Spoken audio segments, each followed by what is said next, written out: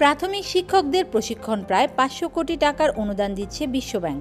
UNICEF ও global partnership for এডুকেশনের আওতায় এই অনুদান পাবে প্রাথমিক ও গণশিক্ষা মন্ত্রণালয়।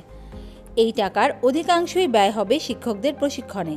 প্রাথমিকভাবে আগামী বছরের জানুয়ারি মাসে অনুদানের প্রথম কিস্তির টাকা পাওয়া যাবে। এর অধিকাংশই ব্যয় হবে শিক্ষকদের প্রশিক্ষণে।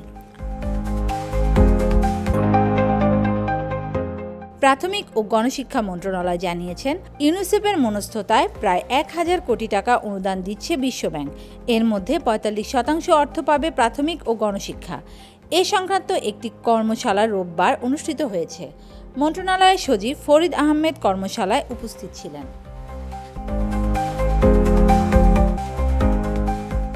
এ বিষয়ে জানতে চাইলে প্রাথমিক ও গণশিক্ষা মন্ত্রণালয়ের সচিব ফরিদ আহমেদ জানান, করোনার পরপরই এই অনুদান পাওয়ার কথা ছিল, তবে নানা কারণে চুক্তিটি প্রায় বাতিলই হতে চলেছিল।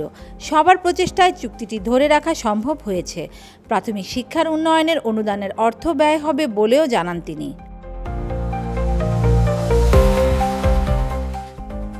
সংশ্লিষ্ট সূত্রে জানা গেছে, ৩টি ক্যাটাগরিতে অনুদান দেওয়া হচ্ছে: সিস্টেম ক্যাপাসিটি, সিস্টেম ট্রান্সফরমেশন এবং মাল্টিপ্ল্যান গ্র্যান্ট। সিস্টেম ক্যাপাসিটির মধ্যে শিক্ষকদের উন্নয়ন, উচ্চতর প্রশিক্ষণ এবং মন্ত্রণালয়ের কর্মকর্তা-কর্মচারীদের প্রশিক্ষণ দেওয়া হবে।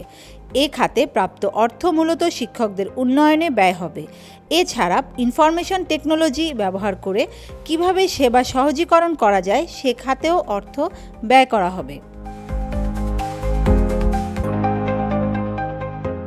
প্রাথমিক ও গণশিক্ষা মন্ত্রণালয়ের উন্নয়ন শাখার একজন কর্মকর্তা বলেন, প্রাথমিক শিক্ষকরা ২ ধরনের প্রশিক্ষণ পেয়ে থাকেন, তবে সেটি পর্যাপ্ত নয়।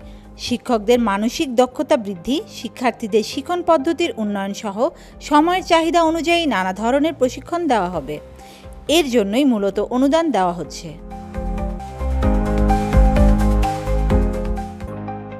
ওই কর্মকর্তা আরও বলেন, ৫ বছরে প্রায় ৫০০ কোটি টাকা অনুদান পাওয়া যাবে।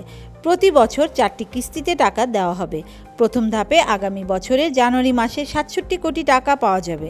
প্রাপ্ত অর্থগুলো প্রাথমিক শিক্ষকদের প্রশিক্ষণ এবং শিক্ষার মান উন্নয়নে ব্যয় করা হবে। Desk news, media express.